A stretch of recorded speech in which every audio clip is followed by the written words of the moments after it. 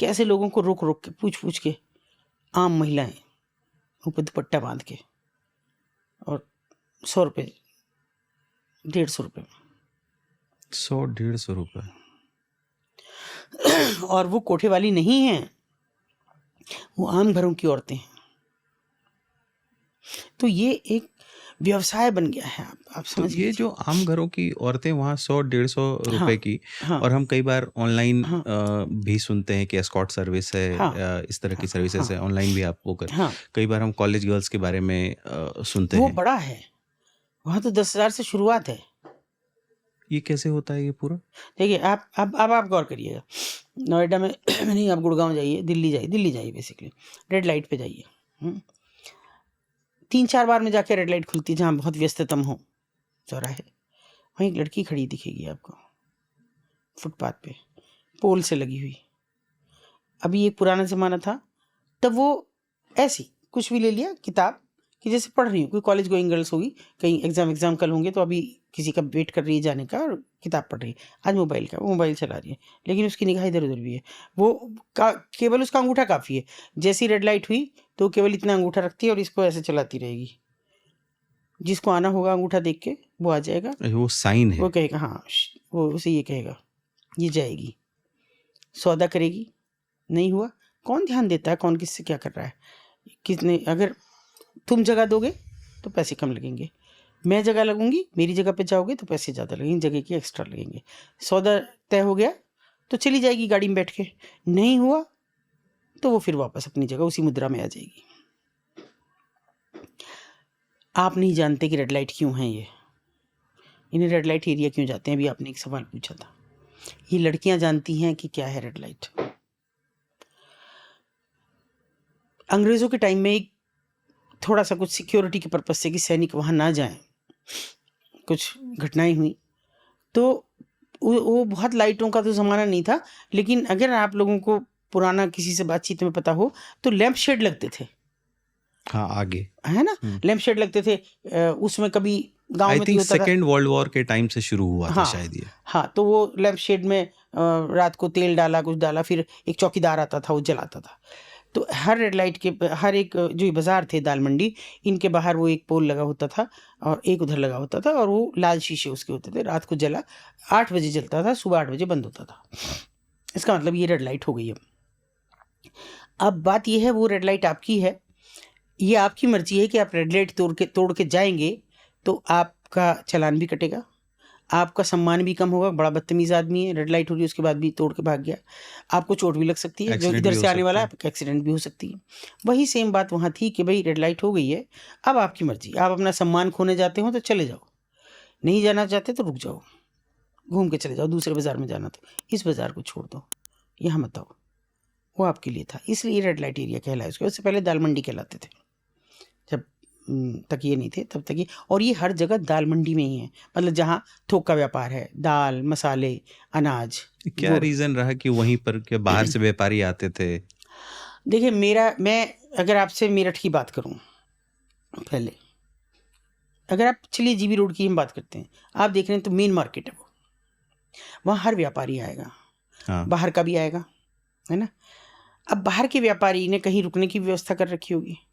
वो ज़माना ऐसा नहीं था जब ये शुरू हुए होंगे कि भाई होटल्स में लाया जाए लड़कियों को, पराई औरतों को लाया जाए, तो वहाँ जा सकते थे, उनके मनोरंजन का वो साधन था, गाना सुना। हालांकि उनको भी अच्छी दृष्टि से नहीं देखा जा सकता, भाई ये तो वहाँ पड़ा रहता है। मुझे खूब याद है कि मैं बचपन में किसी के लिए सुनती थी कि वो तो वहाँ पड़ा रहे, सारा पैसा वहीं ख़त्म होता है उसका, गाना सुनता है, गाना सुन के वहीं मर गया, नाचना देखता है। यही सेम बात ये थी कि ये बाज़ार, इनको यहाँ पे थोक का सब व्यापार, सब चीज़ें थी, वो उस जगह पे बसे ये ताकि वहाँ व्यापारी आए तो उसके मनोरंजन का हो सके, इसलिए कोई एतराज़ नहीं हुआ। ये तवायफ वाला भी ट्रेडिशन रहा, तवायफ वाला भी ट्रेडिशन रहा उस समय कि नाचना गाना था, उसके बाद ये भी आया। मगर अब उसके बाद जो बदला, तब ये रेड लाइट एरिया हुए उसके बाद। तो इन लड़कियों को तो पता वो रेड लाइट पे खड़ी हैं, केवल उनको पता जो रेड लाइट पे पोल पे पैर ऊपर करके एक खड़ी है, एक पैर नीचे एक ऊपर है, ये इस रैकेट का पार्ट है, वो इस रैकेट का पार्ट है, वो कॉल गर्ल है।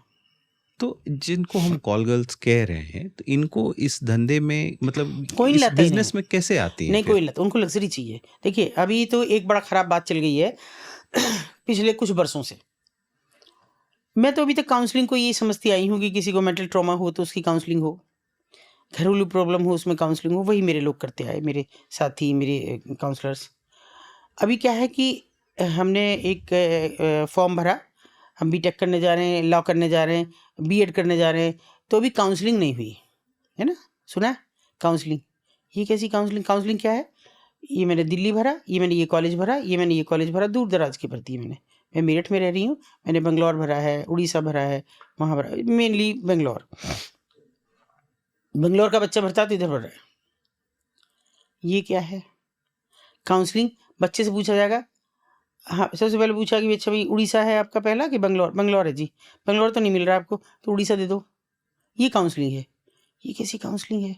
मुझे तो समझ ही नहीं आई ये क्या है काउंसलिंग। हो गया क्यों भाई? तुम्हारे शहर तो क्या दिल्ली एजुकेशन हब नहीं है? मेरठ एजुकेशन है, मेरठ में 19 यूनिवर्सिटी है अकेले मेरठ में, तो क्या वहाँ एजुकेशन नहीं है? बाहर का बच्चा वहाँ, अकेला एक यूनिवर्सिटी है जिसमें बाहर तक के भी 18,000 स्टूडेंट है इस समय, और विदेशी भी हैं, अफ्रीकी हैं और दूसरे देशों से भी हैं। तो हमारा बच्चा बाहर पढ़ने क्यों जाएगा? क्योंकि उसको आज़ादी चाहिए। माँ बाप के पास इजी मनी है इस समय, खास तौर पे वेस्टर्न यूपी में इजी मनी है, ज़मीन बेच के पैसे आए, बहुत पैसा था, पैसा है, तो बच्चा कहीं भी जाए और खुश होते हैं, मेरा बच्चा वहाँ पढ़ रहा है। अरे पूछ तो लो, उसकी ज़रूरतें पूरी हुई नहीं तो वो क्या कर रहा है बच्चा?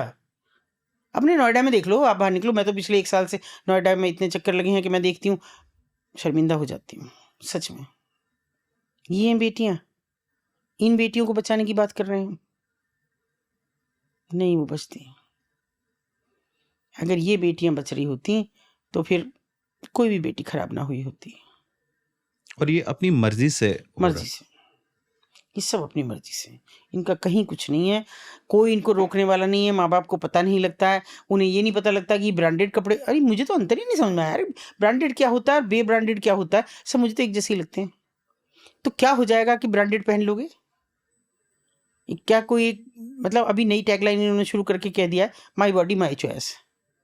तो उसके लिए ब्रांडेड कपड़े पहनना बहुत ज़रूरी है, ब्रांडेड शूज़ पहनना बहुत ज़रूरी है, सामान्य कपड़ों में आपकी इज्जत चली जाती है। लेकिन ma'am, my body my choice का हक तो उसको होना चाहिए। केवल सेक्सुअली? बॉडी क्यों?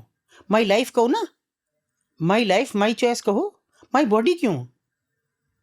तो आप तो खुद आमंत्रित कर रहे हैं ना कि मेरा शरीर है खुला, मैं आमंत्रण दे रही हूँ, जिसको मैं पसंद करूंगी वो आ जाए। ये कैसी बात है उसकी आज़ादी, मगर बॉडी पे तो नहीं। कुछ चीज़ें तो सेव करके रखो। फिर माई बॉडी माई चॉइस है अगर, तो फिर आपको बचाने वाला इस हिंदुस्तान की संस्कृति, सभ्यता, इसे बचाने वाला कुछ भी नहीं है, कहीं भी कुछ नहीं है।